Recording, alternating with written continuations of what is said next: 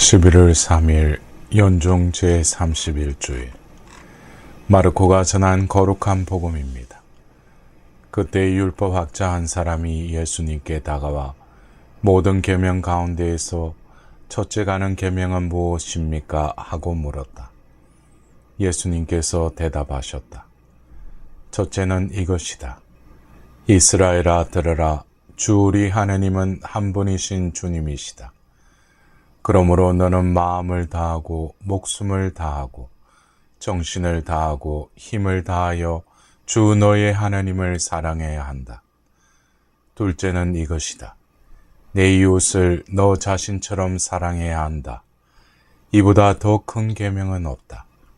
그러자 율법학자가 예수님께 말하였다. 훌륭하십니다, 스승님.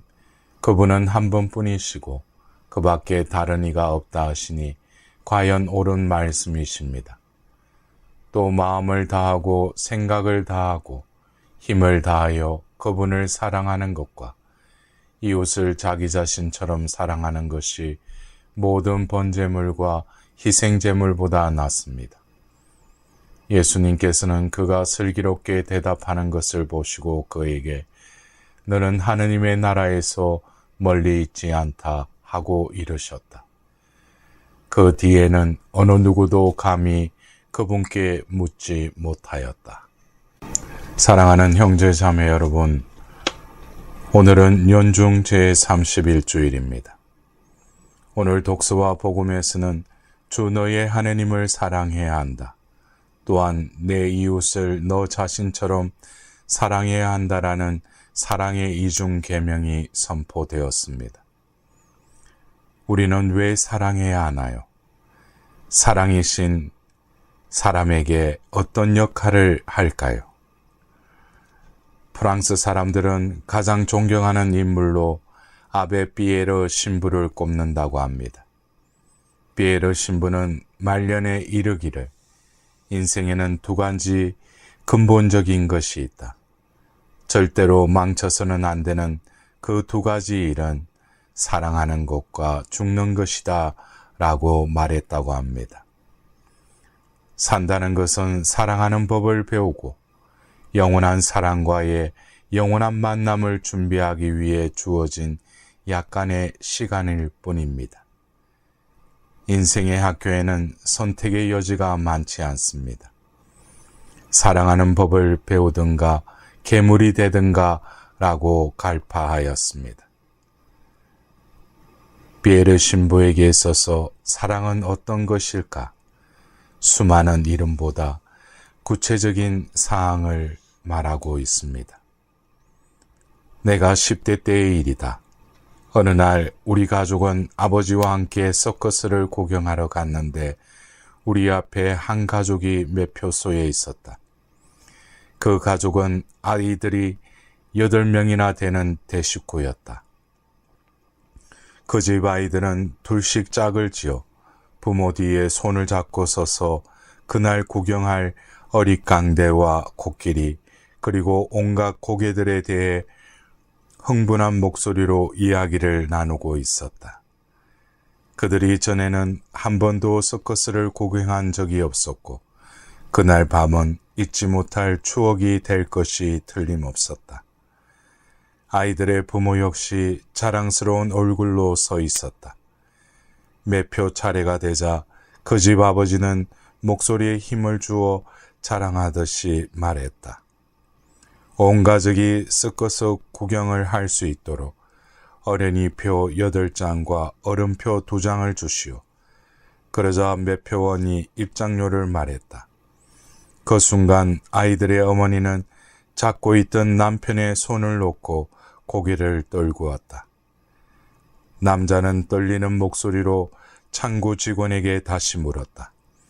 방금 얼마라고 했소? 매표소 직원이 다시 금액을 말했다. 남자는 그만큼의 돈을 갖고 있지 않은 게 분명했다. 당황스러운 순간이었다. 한껏 기대에 부푼 아이들에게 이제 와서 서커스를 구경할 돈이 모자란다고 말할 순 없는 일이었다. 이때였다. 상황을 지켜보고 있던 나의 아버지가 말없이 주머니에 손을 넣더니 20달러짜리 지폐를 꺼내 바닥에 떨어뜨렸다. 그런 다음 아버지는 몸을 굽혀 그것을 다시 주워 들더니 앞에 서 있는 남자의 어깨를 두드리며 말했다.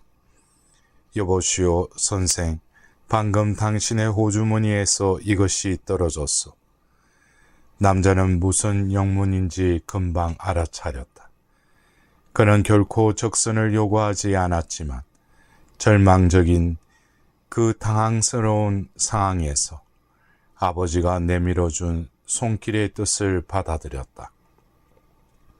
남자는 아버지의 눈을 똑바로 쳐다보더니 아버지의 손을 잡았다.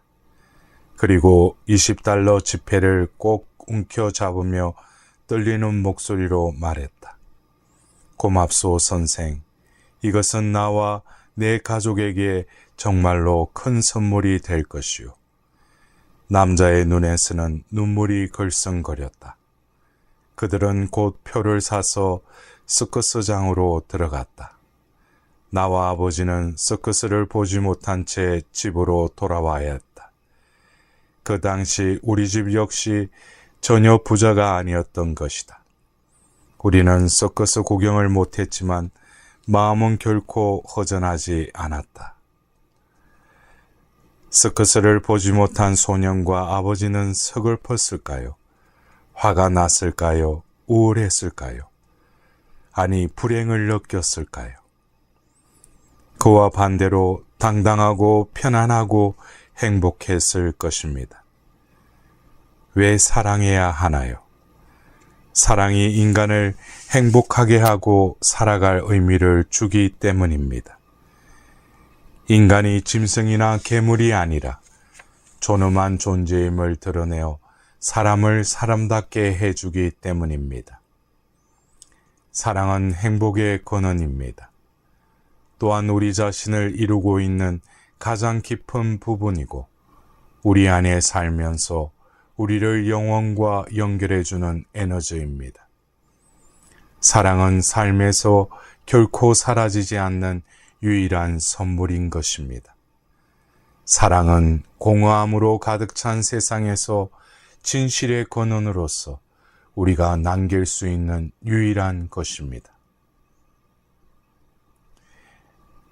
더 나아가서 사랑은 하나님을 모르는 사람의 영혼 안에 하나님이 태어나게 합니다. 그러기에 하나님의 사랑과 이웃 사랑은 둘이 아니라 하나입니다. 복음에 제시된 하나님 사랑과 이웃 사랑의 관계에 대해 베네딕토 16세 교황님은 해칙 하나님은 사랑이십니다에서 탁월한 가르침을 주십니다. 이웃 사랑은 하나님 안에서 하나님과 함께 내가 좋아하지 않거나 알지 못하는 사람까지도 사랑하는 것입니다. 이는 오로지 하나님과 내밀한 만남을 가질 때에만 가능합니다. 그럴 때 나는 내 눈과 감정이 아니라 예수 그리스도의 시각으로 다른 사람을 바라볼 수 있게 됩니다. 그분의 친구는 곧 나의 친구입니다. 겉모습을 넘어서 나는 사랑과 관심의 행위를 보여달라는 그의 내면의 열망을 깨닫습니다. 나의 삶에서 하나님과 그 어떤 관계도 갖지 않는다면 나는 다른 사람에게서 다른 사람 이상의 것을 전혀 볼 수 없으며 그에게서 결코 하나님의 모습을 알아볼 수 없습니다.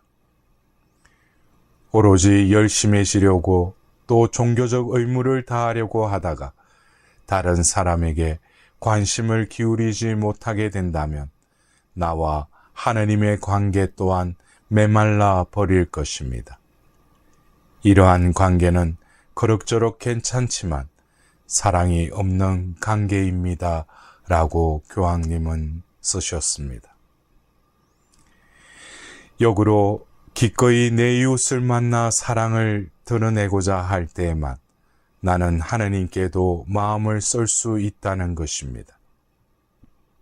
내가 이웃에게 봉사할 때에만 하나님께서 나를 얼마나 사랑하시는지 알 수 있다는 것입니다. 하나님 사랑과 이웃 사랑, 이 둘 모두 우리를 먼저 사랑하신 하나님에게서 흘러나오는 사랑으로 말미암아 누리는 것입니다.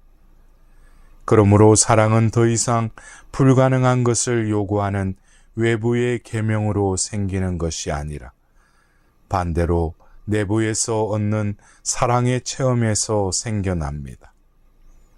이 사랑은 본질상 다른 사람들과 서로 나누어야 하는 것입니다. 사랑은 사랑을 통하여 자랍니다. 사랑은 하나님에게서 나오고 우리를 하나님과 일치시켜 주기 때문에 사랑은 하나님이 되는 것입니다. 라고 베네딕토 16세 교황은 또한 말씀하셨습니다.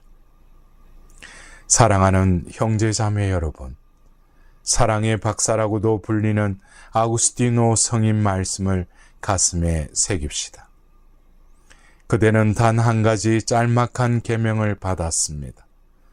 사랑하십시오. 그리고 그대 마음대로 하십시오.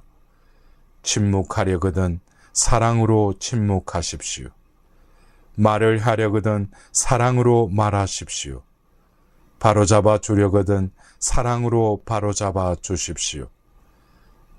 용서하려거든 사랑으로 용서하십시오. 마음 깊은 곳에 사랑의 뿌리를 내리십시오. 이 뿌리에서는 선한 것 말고는 그 무엇도 나올 수 없습니다. 이번 한 주간도 그 사랑 안에서 복된 한 주간이 되시길 기원드립니다.